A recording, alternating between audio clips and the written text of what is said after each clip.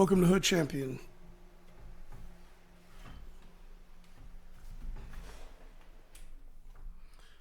Boxing and sports. Had to turn off that damn fan, man. Put this one on for tonight. Boom.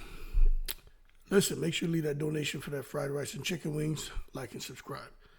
David Benavidez. Sounds like I have a feeling he's going to go straight to Crsrwt Ramirez. Now, I know he's been invited to go over to Saudi to witness the rematch between Beterbiev and Bivol. But he's also mentioned the importance of him not sitting around and him not waiting on anyone. Because let's understand something, and I tend to agree with David Benavidez here. He has become a superstar. Now, he's not Canelo yet. He's not Gervonta Davis yet, but he's right there, okay?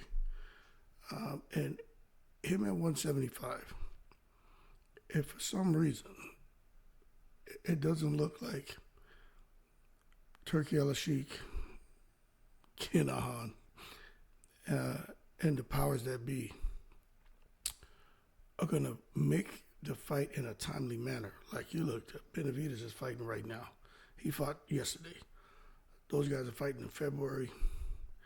I don't think Benavidez is going to want to just fight one more time this year. David Benavidez is a guy who's looking at 3 fights a year. I could see him if he feels like, you know what, I'm not really getting the answers that I want when it comes to fighting the winner of Beterbiev and Bivol.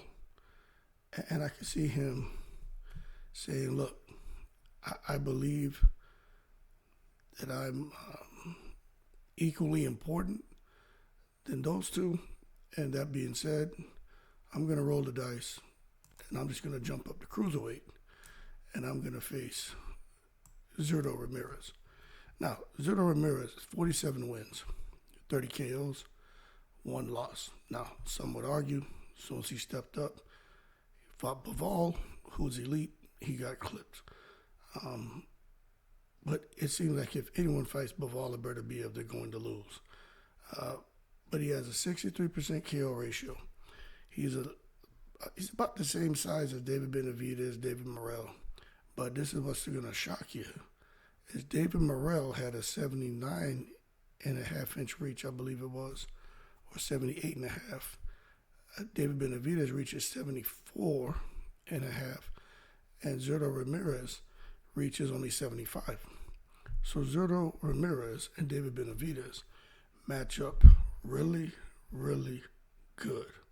Now, I'll tell you what's interesting here to me is when you take a look at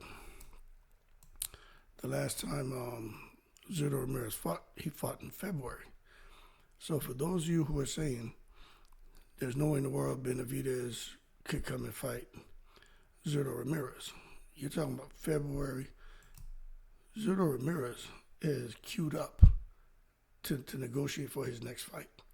Now, there's all kind of talks about who he's going to fight, what he's going to do, but nothing has been, there's nothing definitive. But I could see after a performance that David Benavidez put on, if he doesn't get the answers that he wants from Saudi and Turkey, if PBC for some reason doesn't want to make that fight because they feel like, hey, we want to keep him here in the States, do something big in Vegas, and they can figure out a way to pay him something close to what Turkey al-Sheikh would pay him.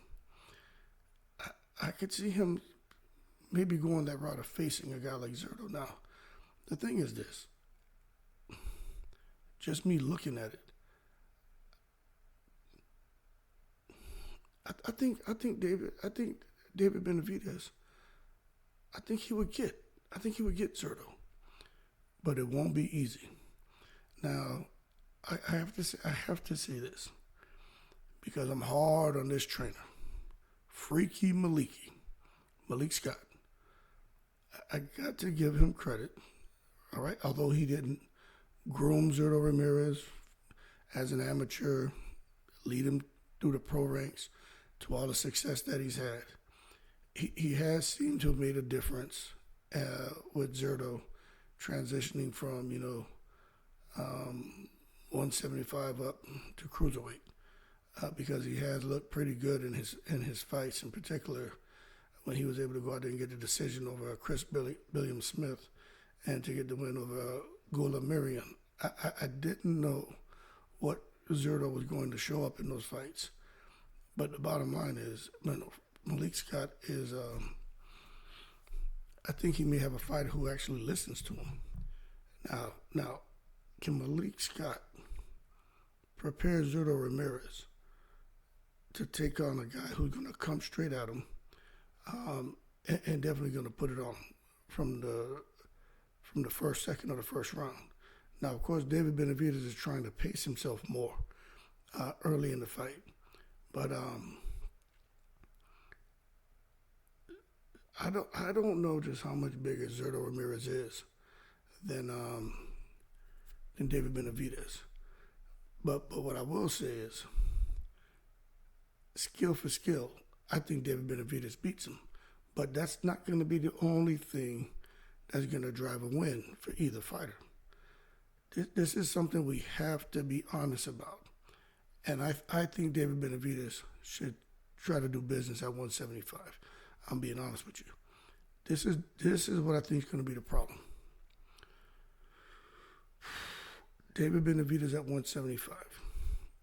He is not aesthetically pleasing to the eye. David Benavidez ain't nothing but a 175-pound Mexican Tyson Fury when it comes to his appearance, okay? To try to imagine him coming into a fight at, 199, a pound right below the cruiserweight limit. Let me tell you, he may look like Lawrence Okolie when Lawrence Okolie debuted at heavyweight. Lawrence Okolie put on a bunch of fat. He looked like a big-ass potato. And David Benavidez may roll up in there looking like a potato as well. I don't know how David Benavidez is going to be able to move and maneuver and orchestrate his offense and defense with an extra 25 pounds. Now, I know some people are saying, well, on fight night, after he rehydrates up to 200 pounds. It's totally different to cut down to 175 and then rehydrate the night before the fight. One thing to go through a training camp and not have to cut that weight.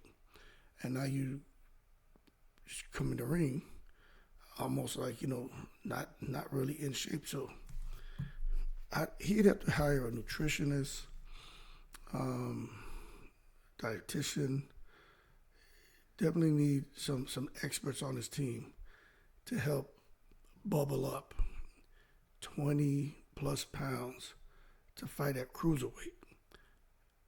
And then when I think about that, although I think Benavidez is more skilled and get in the ring, I think he would beat Crsrwt. But when I really start to be fair to both of them, I'm not so sure David Benavidez can get the job done. Because look, let's be real. When he fought Morrell fought him back.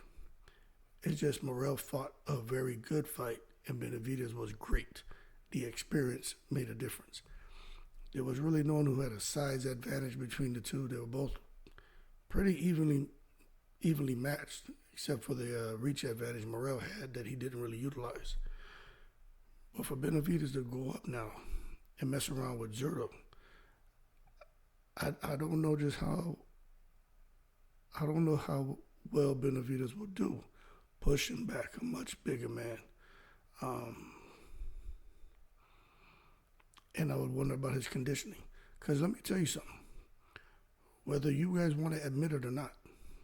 Because on my channel, I'll do a video one day talking about the pros and cons of one fighter, and people think that I'm rooting for him. Then the next day I'll do a video about their opponent, listen to pros and cons. So if you're familiar with the channel, you know I'm not biased. I just sit here and just, sling shit, you know what I'm saying? So whatever comes to my brain, I do a video about. I'm not a one-fighter channel. I talk about everybody. So hopefully those of you who've been riding with me, you appreciate that. But those who are new to the channel, if you're looking for a one-fighter channel, I ain't the guy. I'm a retired dude, and my life is great. There's a lot of things I just don't give a fuck about. So that's Hood Champion. Now back to business. I just don't know. I'm trying to really picture Benavidez, who was in it with a bigger Morrell. Well, they were pretty evenly matched, and to me, Benavidez should have had the conditioning to really pour it on and stop Morrell, but he didn't seem to have the conditioning to give that push to get the stoppage. Now, you may say, well, that's an unrealistic expectation from you as a boxing fan to expect Benavidez to just go and get knockouts. Okay. No, it's not. Now what I'm going to say is this. I've never said Benavidez is elite. I'll tell you that I think he puts on great performances. You cannot put David Benavidez in a category as an elite fighter because he has not shown the ability to up it in a fight. Now you may say, okay, what do you mean by that? Give an example. Okay, how about this? Alexander Usyk. He has the ability to up it in a fight. When things start getting thick, things start getting close, looks like he's losing the momentum, he is able to shift gears and up it when a fighter is doing great. When the other fighter is elite, Alexander Usyk can up it. He did it with AJ, did it with Fury. He does it with everybody, okay? So that makes the difference in the fight. And I think David Benavidez, going up to 175, messing with Crsrwt, he's going to have to be able to change those gears and up it to clip him. Other than that, kind of hard to go against Benavidez, but I'm just being real. I think he could find himself in some serious trouble. Now, another fighter who can find himself trying to digest a shit sandwich at times and has the ability to up it is Terrence Crawford. You see in almost all of his fights, he just finds a way to shift those gears and make adjustments against elite opposition, right? Great fighters. And Crawford is able to up it. He did it with Mean Machine, did it with Sean Porter. Of course, Earl Spence wasn't much of a challenge, but I think Crawford was upping it as soon as the bell rang. But against Madrimov was a good example of Terrence Crawford being in a situation where he was like, holy shit, it's real in here.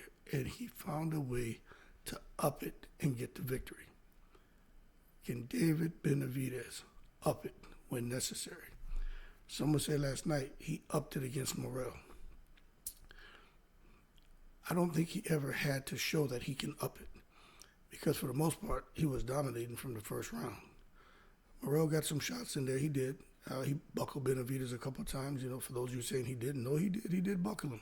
The knockdown was a fluke. That wasn't a knockdown, but there were some check hooks that landed and buckled Benavidez. But for Benavidez to go up to fight Crsrwt, okay, cool. You go to Cruiserweight, you pick up 2 belts, then you try to clip what's his name up there, Badu Jack, and somebody else has a belt. Tell you right now. Oh shit. So this is the problem here. So you got if he goes to Cruiserweight, you got Crsrwt Ramirez, who has the WBO and WBA belts. Even if he beats Crsrwt, he for sure would beat Badu Jack, who's holding that WBC belt hostage, right? But Jai Opatai, yo, either way it goes for David Benavidez, he's going to have to digest a shit sandwich whether he's trying to become undisputed at 175 or he's trying to become a unified and potentially undisputed at cruiserweight, because he may get Crsrwt. He will get Badou Jack. But Jai Opatai, that's a whole nother situation, you know what I'm saying? But at 175, so this is what Benavidez is up against. For those of you who are thinking it's easier to go to cruiserweight, become undisputed, that man right now is either going to be fighting Bivol or Beterbiev. Problems, right? Two fighters that are problems. Or he's going to go to cruiserweight and face Crsrwt, no problem. Well, could be a problem, but maybe he gets through him. But that ain't easy. Badou Jack, he should just give up the belt and retire. But Jai Opatai, so the reality is to become undisputed in any, whether it's heavyweight or light heavyweight or cruiserweight, this man got to either face Bivol, Beterbiev, or Jai Opatai. Now, you telling me you think David Benavidez will beat Jai Opatai? Big old strong Jai Opatai, who have no fat on him? Now again, I'm gonna tell you, not every fighter is gonna have a streamlined physique. But let's be real.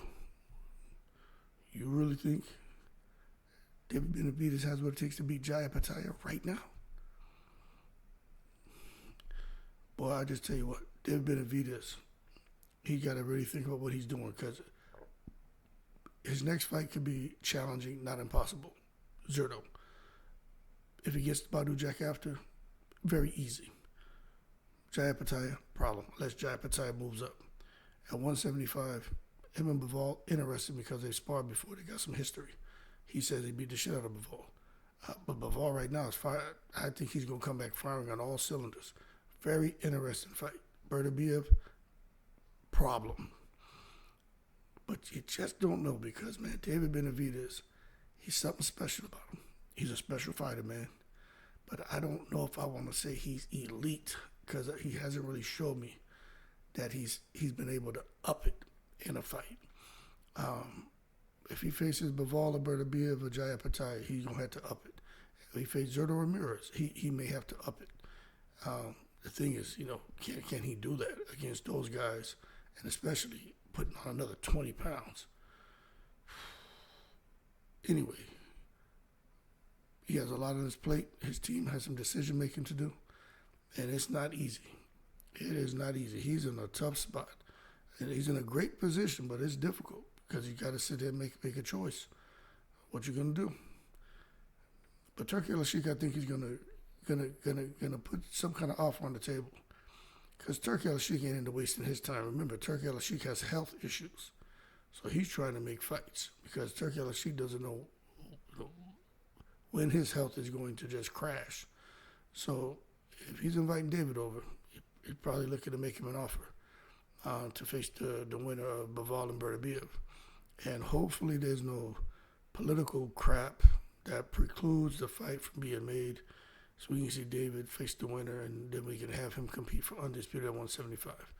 Win or lose, David Benavidez is going to deserve to be lauded, because I respect him a lot, because he's out here doing what's best for him. He didn't give up on that Canelo dream, because Canelo ain't fighting him. Canelo would never fight that guy. And I think David is doing what he's supposed to, and I respect that.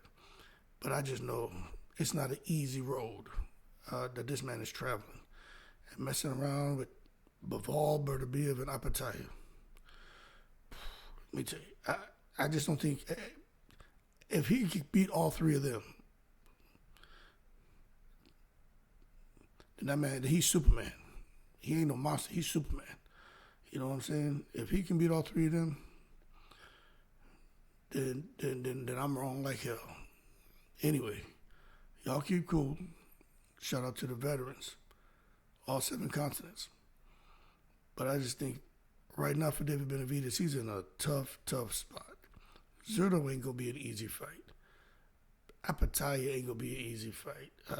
Bivol, Beterbiev, those aren't easy. He's just in a tough spot, but that's the kind of fights he wants. And it's just a matter, will he rise to the occasion? I think he has what it takes, but it won't be easy. I'll put it to you that way. In the breeze.